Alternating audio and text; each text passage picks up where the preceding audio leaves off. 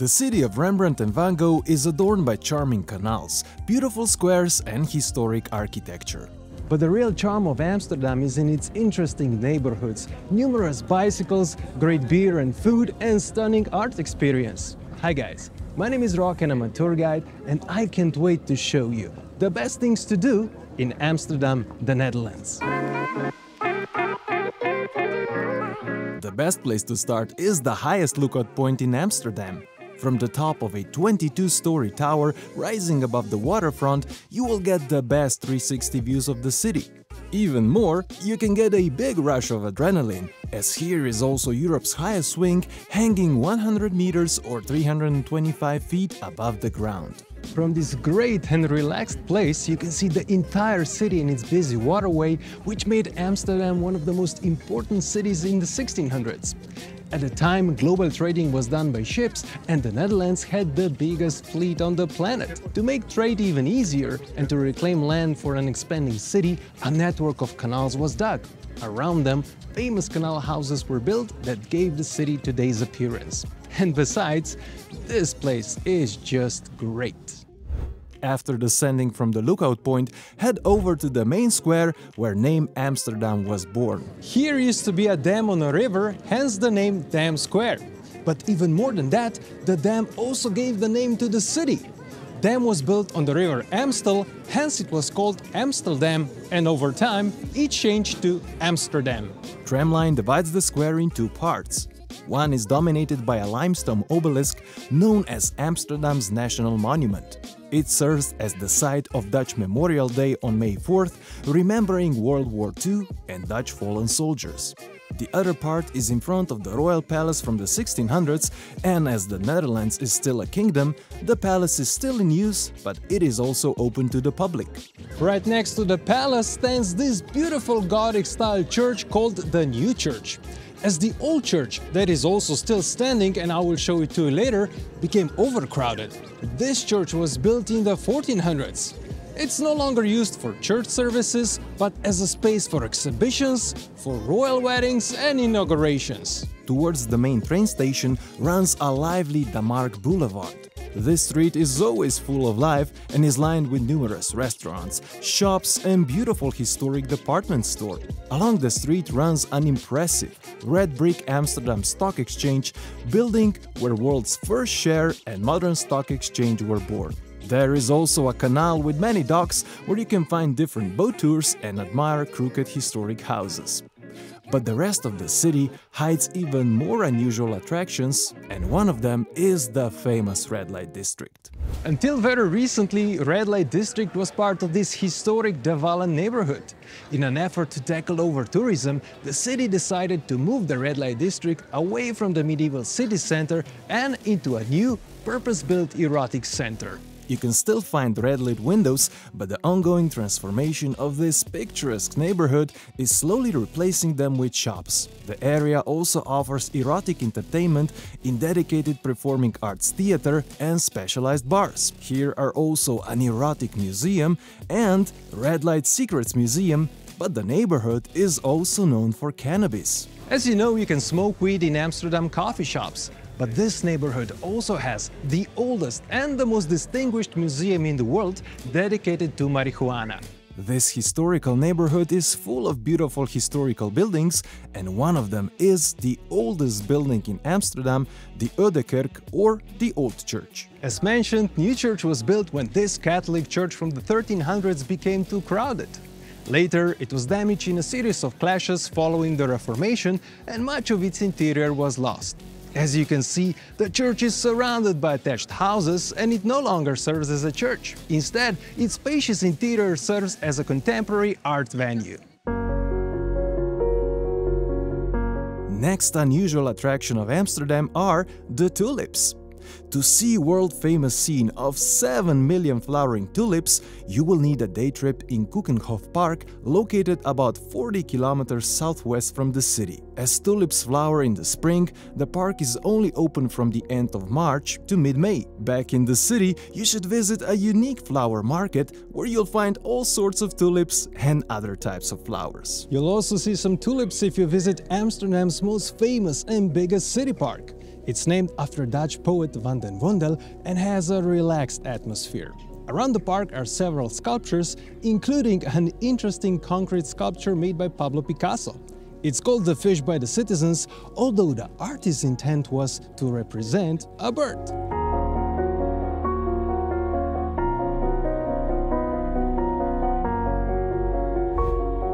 Also unusual are famous Dutch windmills. Just a 20-minute train ride from the city gets you to the famous windmill landscape Zaanse Schans.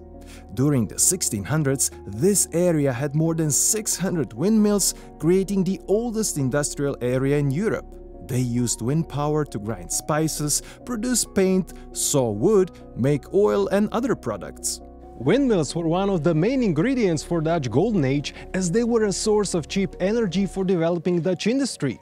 But the invention of wind-powered sawmill changed everything, as it enabled the construction of a massive fleet of ships to dominate worldwide trading. Now, this historic neighborhood serves as an open-air museum full of wooden houses, barns, workshops and windmills. It was constructed as a tourist attraction by moving the original buildings from the wider area to this place. In the buildings are interesting museums, workshops, gift shops and restaurants, but here are also regular homes, as this is also a genuine residential area where you can walk around with no entrance fee. To see the interior of windmills, museums and workshops, you will need to buy individual tickets. But to get the best experience, get a Zaanse Schans card that gives you access to all places and saves you money. Another unusual attraction of Amsterdam are bicycles, as they are absolutely everywhere. It's easy to pick one up at any of the many rental locations and join the crowd.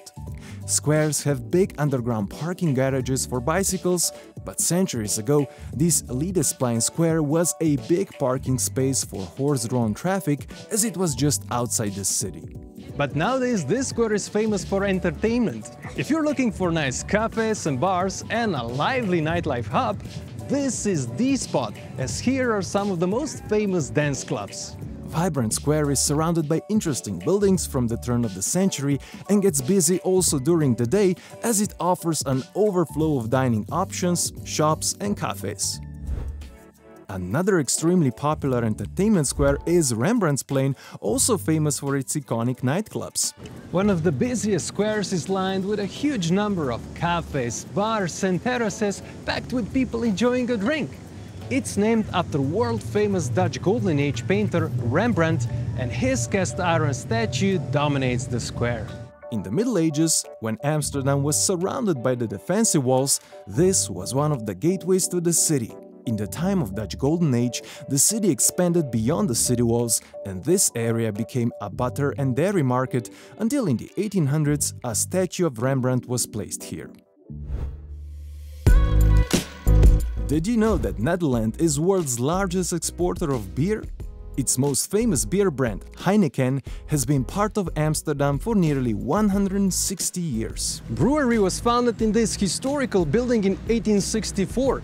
Heineken is now one of the world's biggest beer companies, and inside this historical building you can attend Heineken Experience tour. Tour takes you across 4 floors where you learn about Heineken heritage, the brewing process, Heineken innovations and marketing. You will embark on a beer journey with the help of impressive audio and visual effects that ends with a lesson in how to properly taste the beer. You can even bottle your own beer with custom label and end the visit in the bar. There are several different tours available, guided only in English. Your Dan neighborhood is known for canals, beautiful houses, numerous bars, restaurants and shops. But its main highlight is the Anne Frank House, a museum with a heartbreaking World War II story. Unfortunately, I can't show you the museum, as filming is not allowed inside. But let me share Anne's story while I show you around this beautiful neighborhood. During the Second World War, the Netherlands was occupied by the Nazis. In Amsterdam, a young Jewish girl, Anne Frank, got a diary for her 13th birthday. Soon after her birthday, Anne and her family had to hide from the Nazis. Anne's father, Otto Frank, arranged a secret annex in the building where he had his business. entrance to the annex was concealed behind a movable bookcase. The office personnel knew of the hiding place and helped by supplying food and news of the outside world. After 2 years, the hiding place was betrayed and family members were deported to different concentration camps. Only Anne's father, Otto, survived. During the 2 years in hiding, young Anne wrote about events in the secret annex, about her feelings and thoughts, and created one of the most heartbreaking stories of the Second World War. Anne Frank House was established by Anne's father Otto as he wanted the world to learn about her story. Museum can only be visited with a ticket bought online for a specific time slot. Every first Tuesday of the month, all tickets for the following month become available. This is the largest square in Amsterdam and it looks more like a park. This square alone, with lively cafes and restaurants, is well worth the visit. But the main reason for its attraction are the surrounding museums, hence the name Museum Square. And there are at least 2 you should visit. First is the Van Gogh Museum. The collection contains more than 200 paintings, 500 drawings and 700 letters drawn and written by Vincent van Gogh. One of the greatest Dutch painters of all time, produced more than 800 oil paintings and 700 drawings, yet managed to sell only 1 painting in his lifetime.